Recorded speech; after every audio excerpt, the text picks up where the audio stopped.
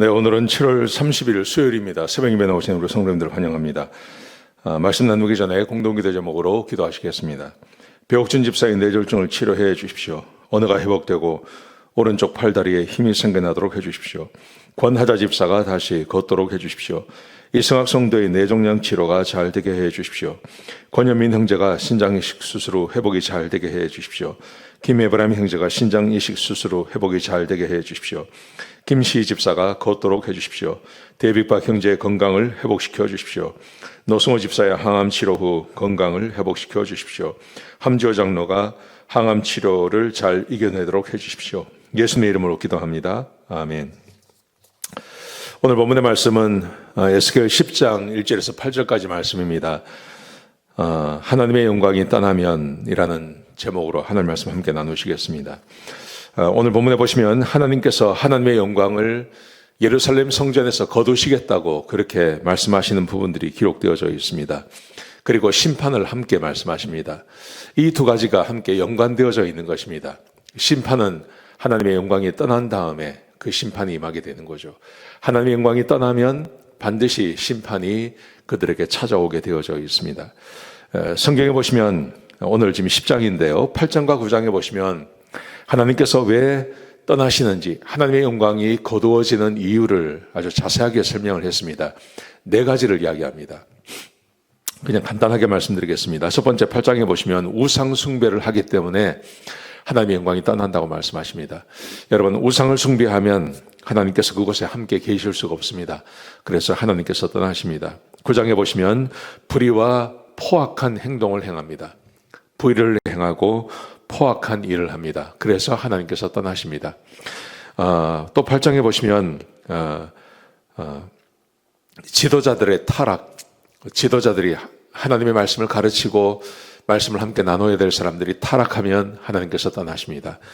그리고 마지막 4번째로 하나님과의 언약을 잊어버리고 그 언약을 파괴하면 하나님께서 떠나십니다. 이 이유들 때문에 하나님의 영광이 떠난다고 이야기하고 있습니다. 자, 이스라엘 백성들은 이 생각을 하지 않습니다. 왜냐하면 자기들은 그냥 한 가지만 생각하는 거예요.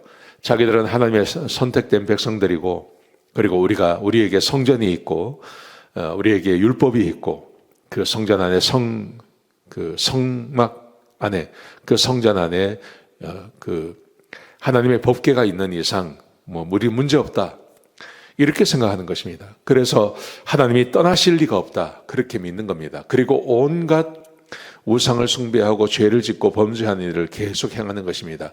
그러다가 결국 하나님께서 성전을 떠나시는, 영광이 떠나는 일이 발생하게 되는 것입니다. 자, 오늘 본문에 보시면 이렇게 말씀하세요. 1절과 2절의 말씀에 보시면 하나님께서 심판을 예고하십니다. 심판. 하나님이 이렇게 말씀하십니다.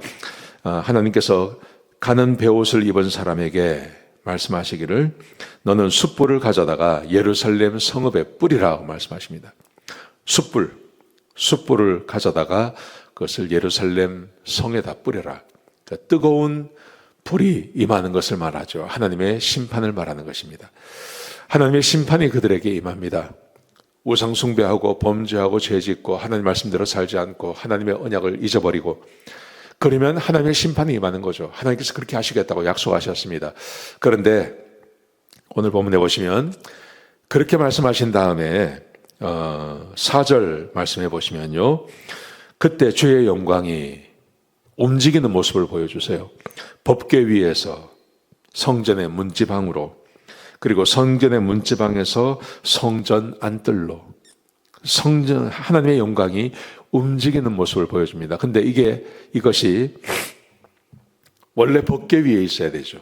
지성소에 있어야 됩니다. 하나님의 영광이요.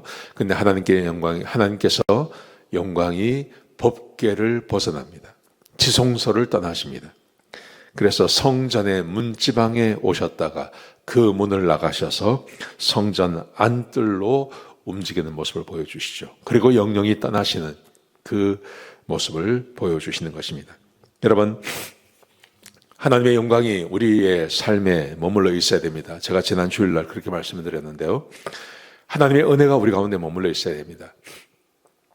근데 이스라엘 백성들의 아주 큰 문제는 자기들은 선민이고 하나님께서 택하셨기 때문에 하나님이 절대로 떠나지 아니하신다.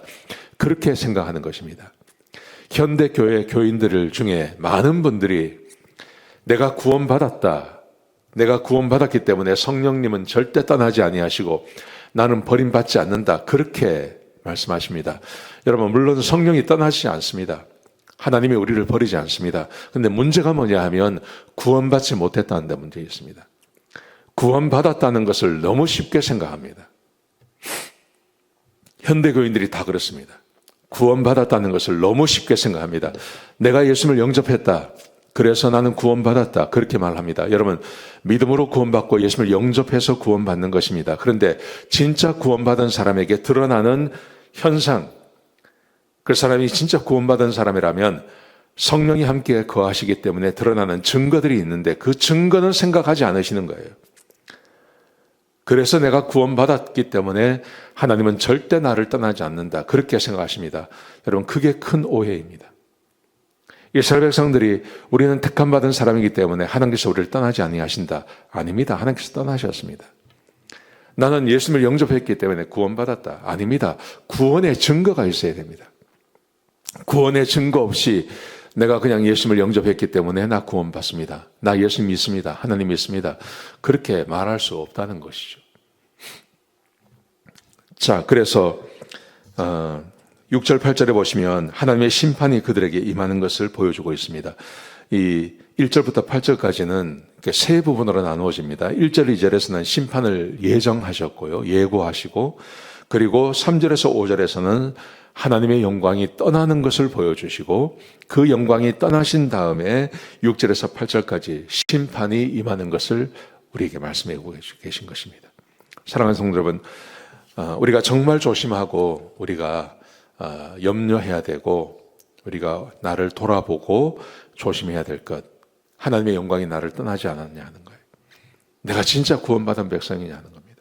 하나님께서 나를 구원하셨다면 구원의 증거가 내 삶에 드러나야 되고 그 구원의 증거를 따라서 조심스럽게 하나님의 영광을 따라 살아야 할 줄로 믿습니다. 그래야 심판이 우리에게 없습니다. 그래야 하나님이 우리를 떠나지 않습니다. 이 말씀 꼭 기억하시고 오늘 하루 복되게 하나님 말씀에 순종하시며 사시고 내가 진짜 구원받은 하나님 백성인지 돌아보시는 그런 귀한 하루가 되시기를 주 이름으로 축복합니다. 기도하시겠습니다. 하나님, 하나님의 영광이 떠나셔서 그리고 심판이 이스라엘 백성들에게 임했습니다. 하나님, 우리는 그런 사람들 되지 않게 해주시옵소서. 우리가 범죄하고 죄를 지으면 하나님이 우리를 떠나시겠다고 말씀하셨습니다. 하나님, 내가 진짜 구원받은 백성인지 돌아보게 해주시고 만약 내가 구원받지 못했다면 구원받게 해주시고 하나님의 백성으로서 하나님의 영광이 우리와 함께하는 복된 삶 사는 우리 성도들 되게 하여 주옵소서. 감사합니다. 예수님의 귀하신 이름으로 간절히 기도드렸습니다. 아멘.